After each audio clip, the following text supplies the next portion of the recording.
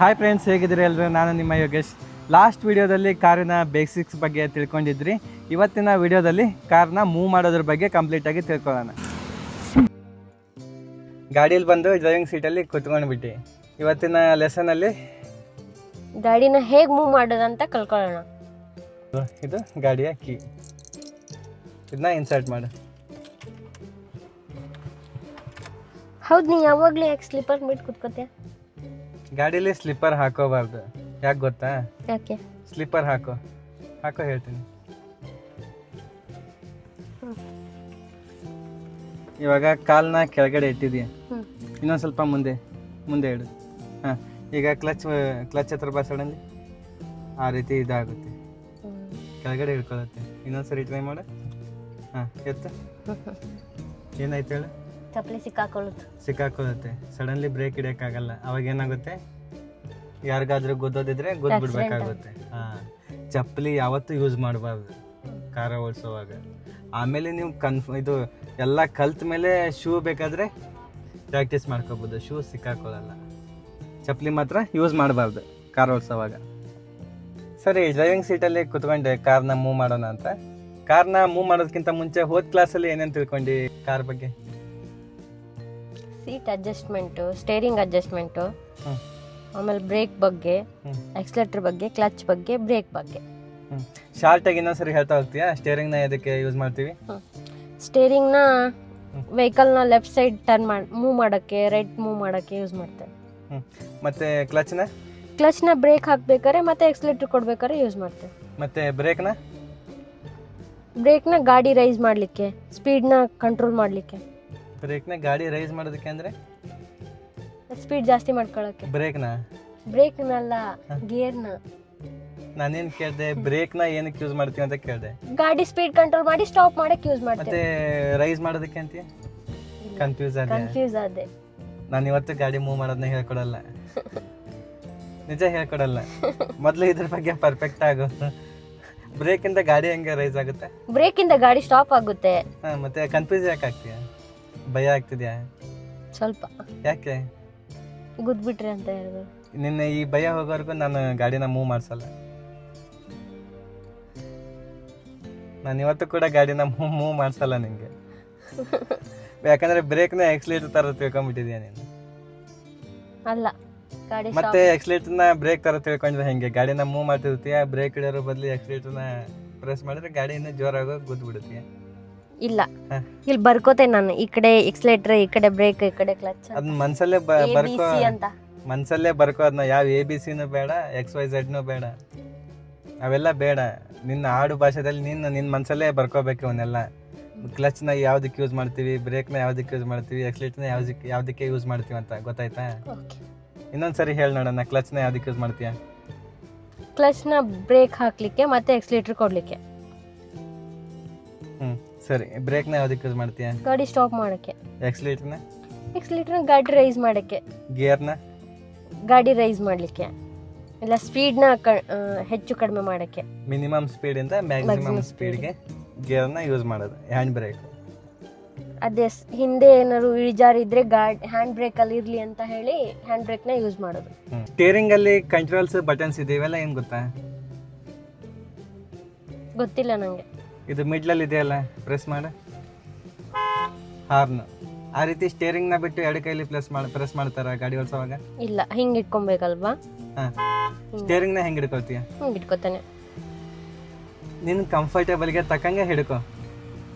ಹಿಂಗ್ ಇಟ್ಕೊಬೇಕಾ? ನಿನ್ ಕಂಫರ್ಟೇಬಲ್ ನೋಡ್ಕೊ. ಈಗ ಸ್ಟೇರಿಂಗ್ ನ ಪೂರ್ತಿ ಲೆಫ್ಟ್ ರೈಟ್ ಟರ್ನ್ ಮಾಡ್ಬೇಕಾದ್ರೆ ನಿಮ್ ಕಂಫರ್ಟೇಬಲ್ಗೆ ತಕ್ಕಂಗೆ ನೀವು ಮಾಡ್ಕೋಬಹುದು. ಬಿಗಿ ಇದೆಲ್ಲ ಇದು? ಬಿಗಿ ಇದೆ ಅಂದ್ರೆ ಗಾಡಿನ ಸ್ಟಾರ್ಟ್ ಮಾಡಿಲ್ಲ. ಇದು ಪವರ್ ಸ್ಟೇರಿಂಗ್. ಗಾಡಿ ಸ್ಟಾರ್ಟ್ ಇದ್ದಾಗ ಮಾತ್ರ ಲೂಸ್ ಇರುತ್ತೆ, ಗೊತ್ತಾಯ್ತಾ? ಗಾಡಿ ಇವಾಗ ಆಫ್ ಇದೆ. ಇದು ಹಾರ್ನ್, ಮಿಡ್ಲ್ ಪ್ರೆಸ್ ಮಾಡಿದೆಯಲ್ಲ. ಈಗ ನೀನು ಲೆಫ್ಟ್ ರೈಟ್ ಹೋಗ್ಬೇಕಾಗಿರುತ್ತೆ, ಇಂಡಿಕೇಟರ್ ಹಾಕ್ತೀಯ. ಇಂಡಿಕೇಟರ್ ಎಲ್ಲಿದೆ ಗೊತ್ತಾ? ಗೊತ್ತಿಲ್ಲ ನಂಗೆ. ನೋಡಿ, ಎಲ್ಲಿದೆ? ಇದಾ?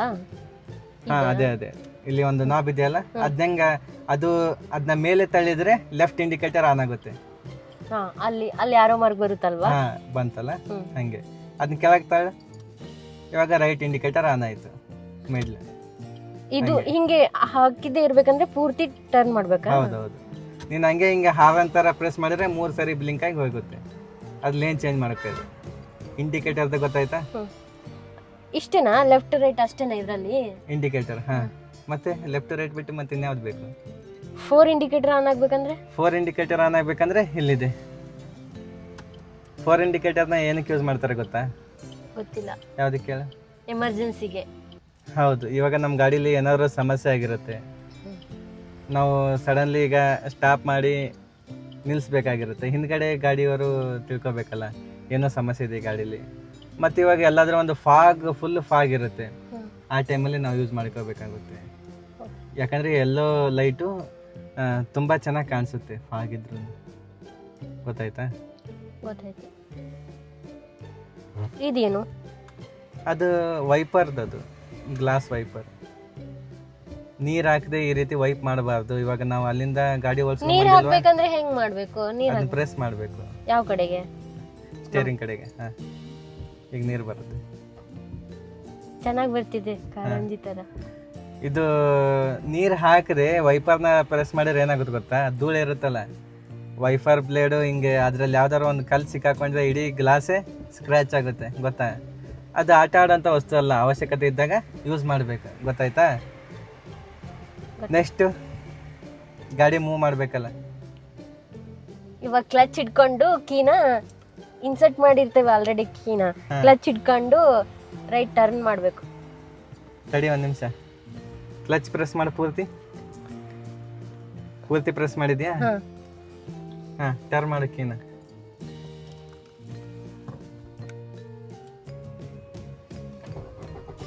ಹಾಂ, ಬಿಟ್ಬಿಡು. ಇಂಜಿನ್ ಶುರುವಾದ ಸೌಂಡ್ ಬರುತ್ತಲ್ಲ, ಆಗ ಕೀನ ಬಿಟ್ಬಿಡ್ಬೇಕು, ಇಲ್ಲಾಂದರೆ ಸ್ಟಾರ್ಟರ್ ಮಷಿನ್ ರನ್ನಿಂಗಲ್ಲೇ ಇರುತ್ತೆ, ಇವೆಲ್ಲ ಹಾಳಾಗ್ತವೆ. ಆಯಿತಾ? ಗಾಡಿ ಸ್ಟಾರ್ಟ್ ಆದ ತಕ್ಷಣ ಕೀನ ಬಿಟ್ಬಿಡ್ಬೇಕು, ಕೀ ತಿರುಗಿಸಿರುತ್ತಲ್ಲ ಅವಾಗ. ನೆಕ್ಸ್ಟ್ ಈಗ ಗಾಡಿನ ಮೂವ್ ಮಾಡಬೇಕಲ್ಲ. ಏನು ಅನಿಸ್ತಾ ಇದೆ? ಗಾಡಿ ಸ್ಟಾರ್ಟ್ ಆಗಿದೆ, ಡ್ರೈವಿಂಗ್ ಸೀಟಲ್ಲಿದೆಯಾ? ಸ್ವಲ್ಪ ಭಯ ಇದೆ. ಭಯ ಯಾಕಿದೆ? ಗಾಡಿ ಮೂವ್ ಮಾಡಬೇಕಲ್ವಾ, ಅದಕ್ಕೆ. ಗಾಡಿ ಮೂವ್ ಮಾಡೋದಕ್ಕೆ ಏನಕ್ಕೆ ಭಯ? ಹೊಸ್ತಲ್ವಾ ಇದೆಲ್ಲ, ಕಲಿಬೇಕು ನಾನು. ಎಲ್ಲ ಹೇಳ್ತೀಯಲ್ಲ ಬಾಯಿಂದ ಹೇಳಿದಷ್ಟು ಇಲ್ಲಿ ಮಾಡೋಕ್ಕೆ ಕಷ್ಟ. ಈಗ ಎಲ್ಲಿವರೆಗೂ ನಿಮಗೆ ಭಯ ಅನ್ನೋದು ಇರುತ್ತಲ್ಲ, ಅಲ್ಲಿವರೆಗೂ ನಾವು ಪರ್ಫೆಕ್ಟಾಗಿ ಗಾಡಿನ ಕಲಿಯೋದಕ್ಕಾಗಲ್ಲ. ಹೌದಾ? ಹೌದು. ಹಾಗಾಗಿ ಗ್ರೌಂಡಲ್ಲೇ ಸೆಲೆಕ್ಟ್ ಮಾಡ್ಕೊಳ್ಳೋದು ಬೆಟರ್. ಯಾಕಂದರೆ ಅಕ್ಕಪಕ್ಕ ಜನ ಇರಲ್ಲ, ಯಾವುದೇ ವಸ್ತು ಇರಲ್ಲ, ಯಾವುದೇ ಗಾಡಿ ಇರಲ್ಲ, ನಮಗೊಂದು ಭಯ ಇರಲ್ಲ. ಹೌದಾ? ರೋಡಲ್ಲಿ ಮಾತ್ರ ಪ್ರಾಕ್ಟೀಸ್ ಮಾಡೋದಕ್ಕೆ ಹೋಗಬೇಡಿ ಕಲಿಯೋವರೆಗೂ. ಮೂವ್ ಮಾಡೋದಕ್ಕೆ ಯಾವ್ಯಾವ ಥರ ಅನ್ನೋದೆಲ್ಲ ತಿಳ್ಕೊಂಡಿದೀಯಾ? ಅದನ್ನೀಗ ಪ್ರಾಕ್ಟಿಕಲ್ಲೇ ಆಗಿ ಟ್ರೈ ಮಾಡೋದು. ಮೂವ್ ಮಾಡ್ತೀಯಾ? ಇವಾಗ ಗಾಡಿ ಮೂವ್ ಮಾಡಬೇಕಲ್ಲ, ಏನು ಮಾಡ್ತೀಯ? ಗಾಡಿ ಸ್ಟಾರ್ಟ್ ಇದೆ, ಹ್ಯಾಂಡ್ ಬ್ರೇಕ್ ಅಪ್ಲೈ ಇದೆ, ಹೆಂಗೆ ಮೂವ್ ಮಾಡ್ತೀಯ ಹೇಳು? ಫಸ್ಟ್ ಕ್ಲಚ್ ಹಿಡಿದು ಹ್ಯಾಂಡ್ ಬ್ರೇಕ್ನ ರಿಮೂವ್ ಮಾಡ್ತೇನೆ. ಕ್ಲಚ್ ಹಿಡಿದು ಹ್ಯಾಂಡ್ ಬ್ರೇಕ್ನ ತೆಗಿತೇನೆ. ಬೇಡ,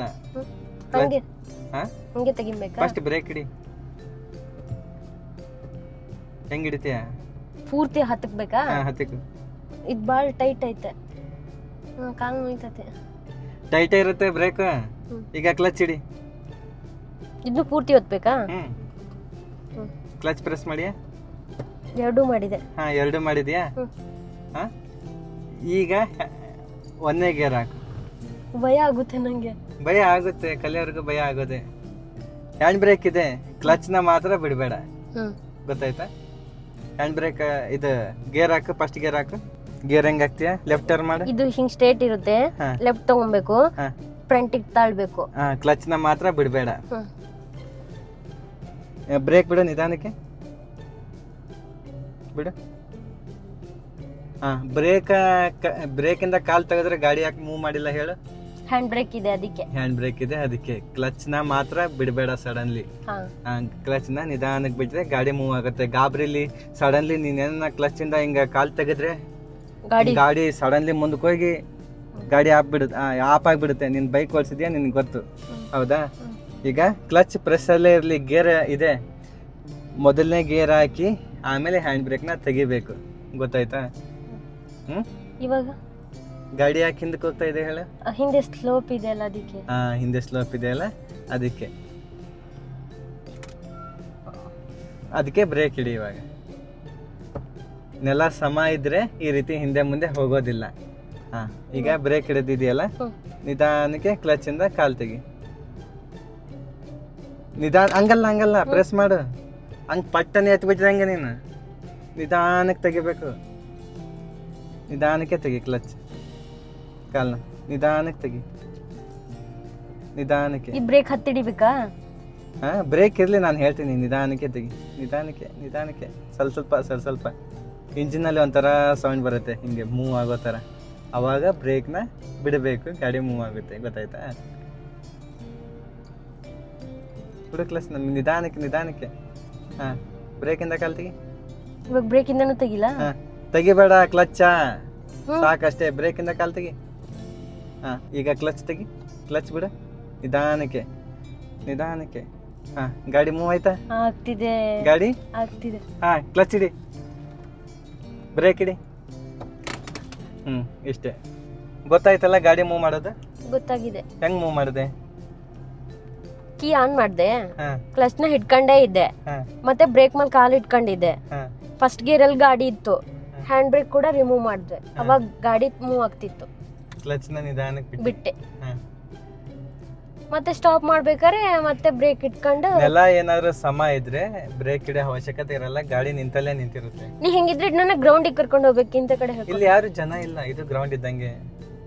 ಇಲ್ಲಿ ಯಾರು ಜನ ಇಲ್ಲ, ಅದಕ್ಕೆ ಟ್ರೈ ಮಾಡಿಸ್ತಿರೋದು. ನಿನಗೆ ಮುಂಚೆನೆ ಎಲ್ಲ ಗೊತ್ತಲ್ಲ, ಗ್ರೌಂಡಿಗೆ ಕರ್ಕೊಂಡು ಹೋಗ್ಲಿ. ಆದ್ರೂ ಭಯ ಆಗುತ್ತಲ್ವಾ? ಇಲ್ಲಿ ಯಾರು ಇಲ್ಲ, ಭಯದಲ್ಲಿ ಕಲ್ತ್ರೆ ಜಲ್ದಿ ಕಲಿತೀಯ ನೀನು. ಅದು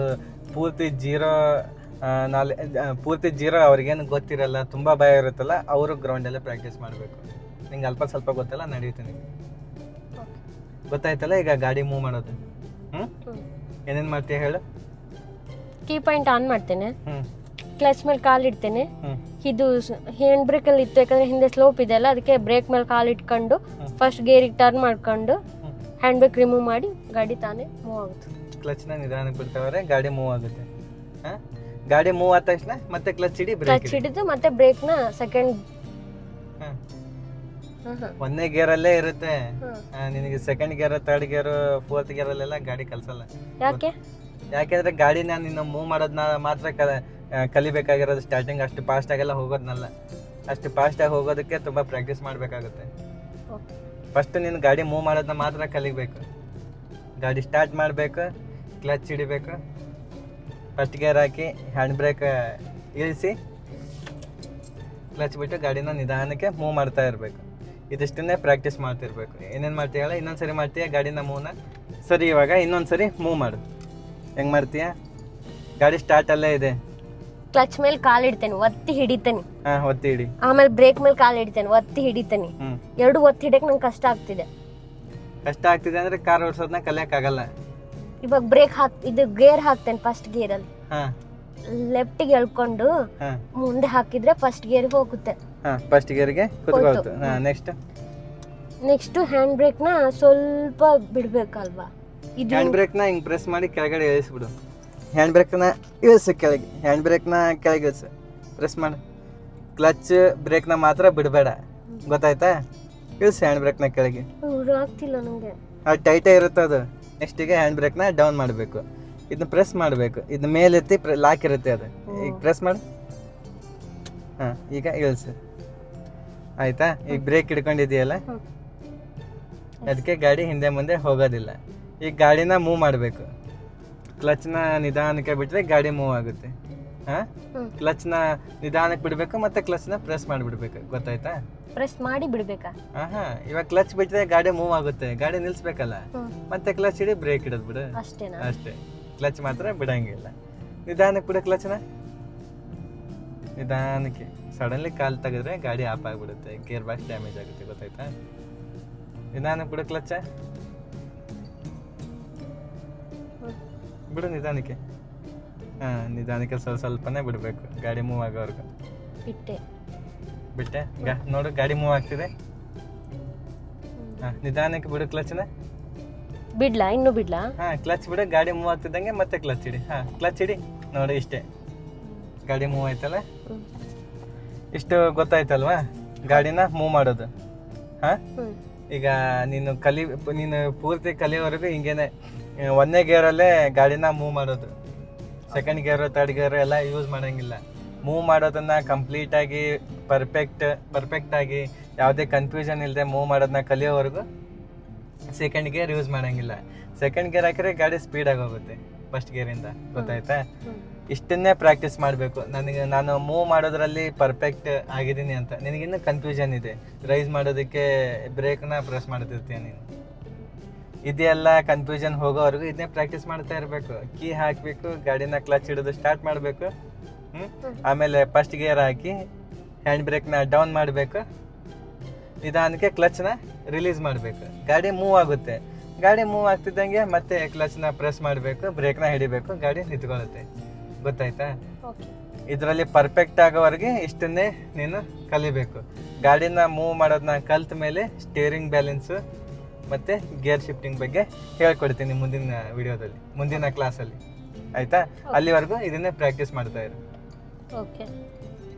ನಿಮಗೆಲ್ಲ ಯಾರ್ಯಾರಿಗೆ ಡ್ರೈವಿಂಗ್ನ ಕಲಿಬೇಕಂತ ತುಂಬ ಆಸೆ ಇದೆ ಕಮೆಂಟ್ ಮಾಡಿ ತಿಳಿಸಿ. ಹಾಗೆ ಇನ್ನೂ ಯಾರು ಸಬ್ಸ್ಕ್ರೈಬ್ ಮಾಡ್ಕೊಳ್ಳದೆ ಈ ವಿಡಿಯೋನ ನೋಡ್ತಿದ್ದೀರಾ ಅವರೆಲ್ಲ ಸಬ್ಸ್ಕ್ರೈಬ್ ಮಾಡ್ಕೊಂಡು ನೋಡಿ. ನಾನು ಮತ್ತೆ ಮುಂದಿನ ವಿಡಿಯೋದಲ್ಲಿ ಸಿಗ್ತೀನಿ.